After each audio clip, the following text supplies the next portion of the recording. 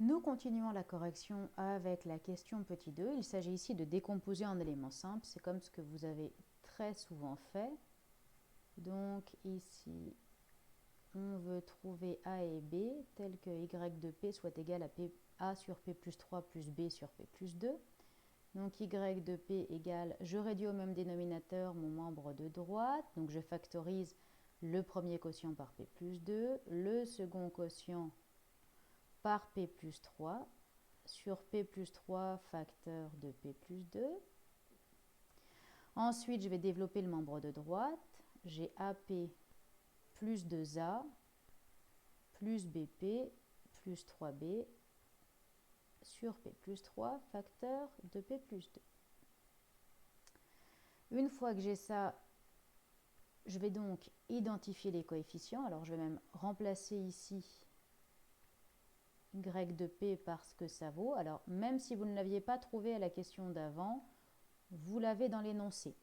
C'est donc quelque chose qu'il vous faut retenir, en particulier pour l'examen, parce que ça peut être utile. Ici, on va identifier les coefficients. Donc, par identification des coefficients, donc tous les coefficients qui sont devant les P, avec le signe toujours, ça évite les erreurs.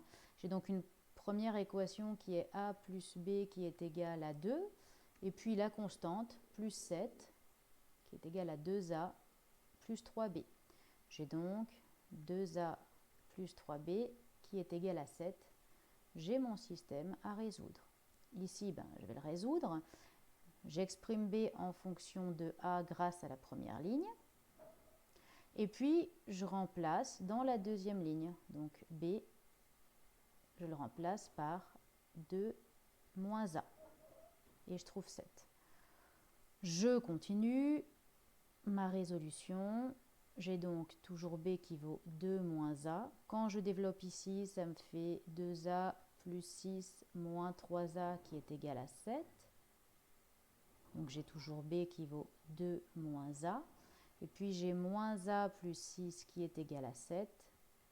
Je termine ma résolution. J'ai donc moins A qui vaut 1.